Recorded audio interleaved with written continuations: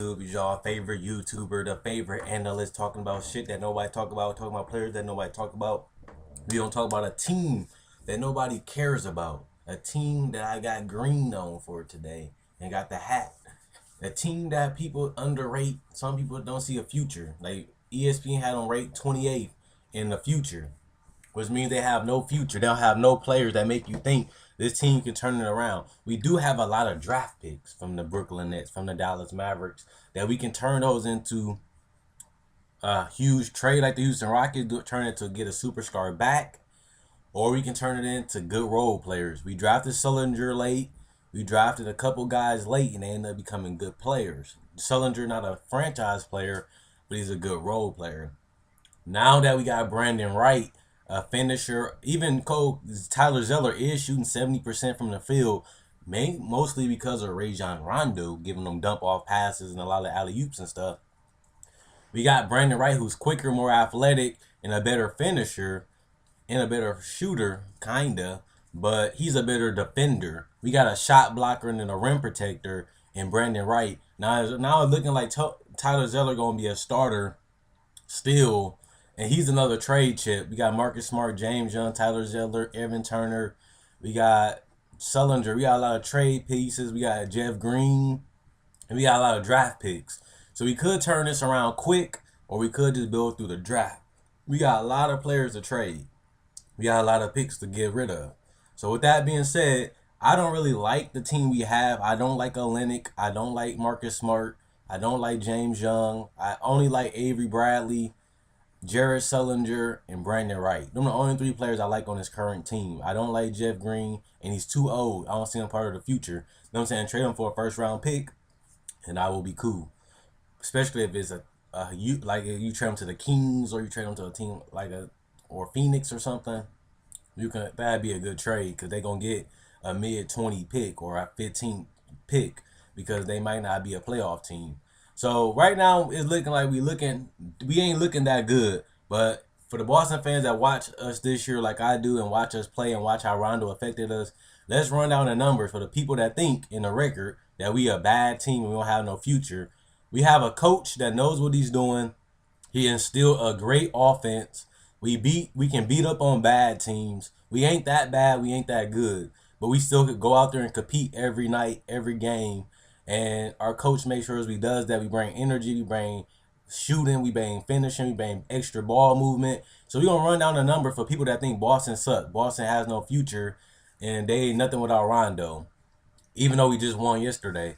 And that yesterday win puts us at 10-14, which gives us the eighth seed. And like I said, it's mostly if we was in the West, we wouldn't even be a playoff team. But since we in the East, Indiana's playing bad, Miami playing bad, Orlando's playing bad, Brooklyn Nets trying to blow it up. The eighth seed is wide open. But if we get the eighth seed, we're gonna lose out on a high draft pick for our pick. So we better off trading Jeff Green to lose to get another top 10 pick. But if we do make the playoffs, it shows you that we have a bright future because Brooklyn's struggling, Miami's struggling, Orlando's struggling, and Indiana's struggling. The eighth seed is pretty much, and Miami's struggling. The eighth seed is pretty much up for grabs. Anybody can get it right now. We might not get it in the next couple of months, but we show that for the 8-7 seed, we not that far off, especially with the coach and still on his offense. So we ain't that far off. We just need a couple of more players, couple more role players, and one good player to be an 8th to 6th seed. Then we can build on from that. So we 5th right now in points per game with 104 points per game. We even last game we scored over 100 points. We scored 114 points. We have a lot of ball movement. We first in assists. A lot of that was because of Rondo, but a lot of it because everybody know where they want to be on the floor. Everybody knows where to be in the corner, when to cut to the basket, when to dribble and create penetration. Everybody on this team are role players, like the Denver Nuggets. Everybody on this team know they can shoot. They know they roll. They know when to go to the paint. They know to get out on fast break. They know when to rebound. We playing collectively, and that's a good way to build a foundation for a good team. We playing hard and we playing together. And even without Rondo, I still think we can compete for the 8th seed. Even though it's going to be tough for us because we going to be struggling against the West. But there's a lot of teams that's weak in the East that we can beat up on and win 37 games this year. It's going to be hard to win 37, but we don't know what's going to happen and what we're going to get in the future. We got a $12 million trade exception from Rondo, so we can use that to get back some good role players back. Like I said, the teams that's in for the AFC right now, we on the same level as Orlando. Indiana is obviously better than us.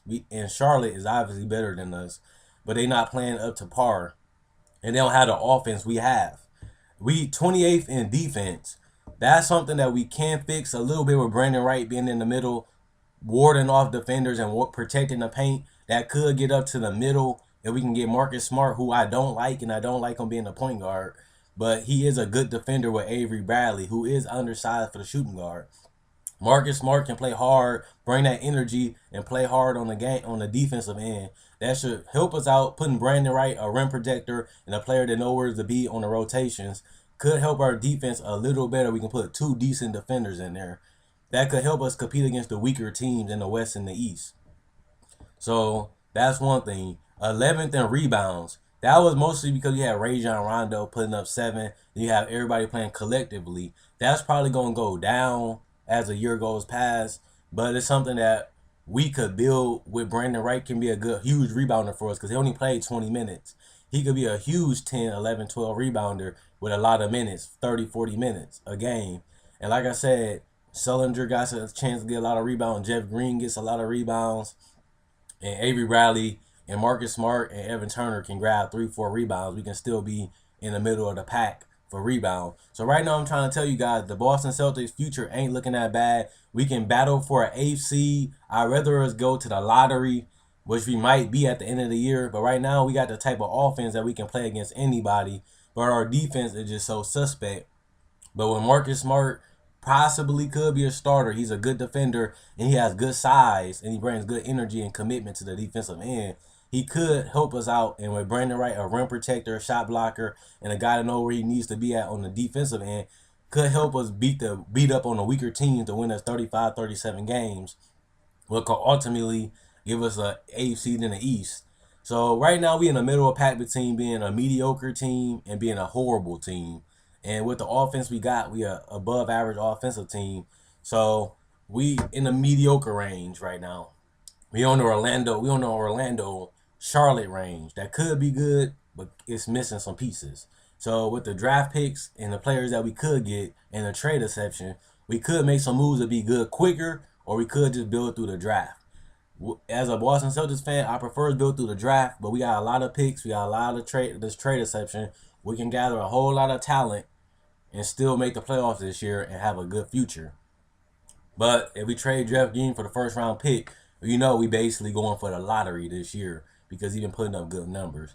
So let me know what you guys think about the Boston Celtics in their future. Comment, like, subscribe, and share. If you're new to the channel, check out my older videos. You like this video, you like my older videos, subscribe. Hope you guys enjoyed the video. Hope you guys enjoy the rest of y'all day. Let me know what you guys think if you're a Celtics fan. And hope y'all guys subscribe because I'm a huge Celtics fan and I'm living in Milwaukee.